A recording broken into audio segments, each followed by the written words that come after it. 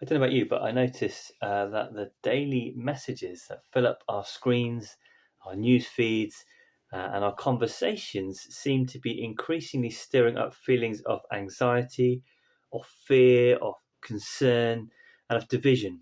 Alongside this, we are seeing an increase in distrust of those that govern us and make decisions, which again is beginning to erode our patience and causing more uncertainty about the future.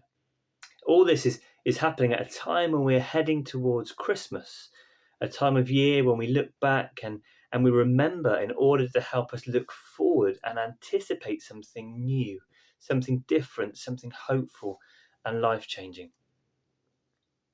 Maybe you, like me, are trying to wrestle with all of this in this moment, to hold firm in the truths that we know of a God who steps into the messiness and chaos of our lives to walk with us to a new place full of life, whilst at the same time trying to make sense of COVID and governmental abuses of power, rising living costs, job uncertainty, inequalities, loss, and grief.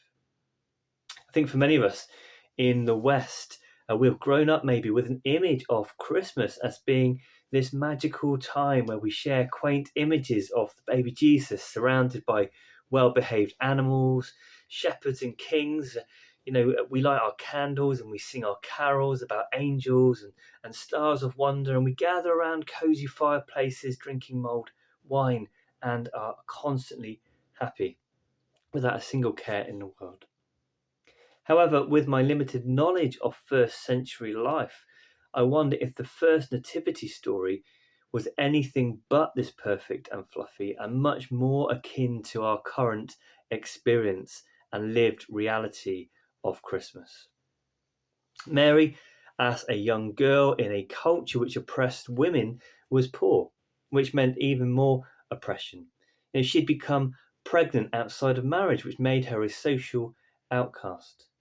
Joseph, who was due to marry Mary, was not the father, and so that added another layer of stigma and being marginalised. Together, they then had to leave their home to return to Bethlehem.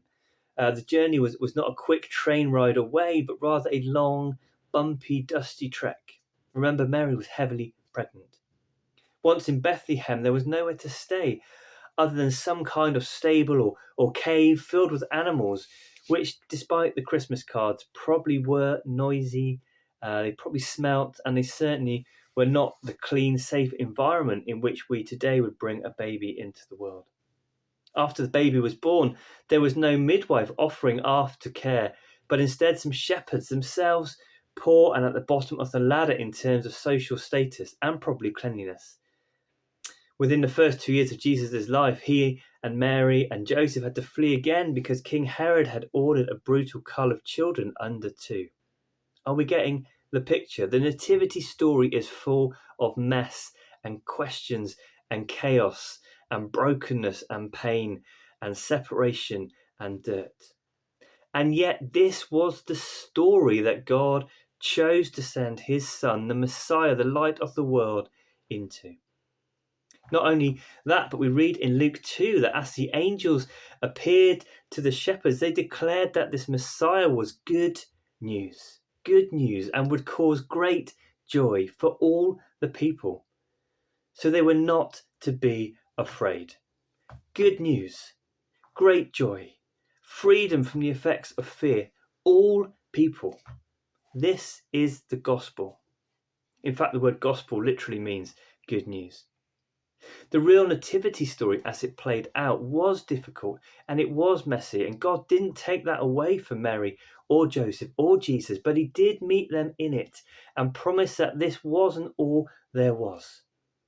I wonder for us today, this Christmas, if we as the church need to not gloss over the reality facing many people, but instead to help people to lament, to lean into and walk through their pain and questions and doubts and disappointment and fears, to cry out, to uphold and stand alongside those who are struggling to find joy and hope in this moment, to live as though fear does not win.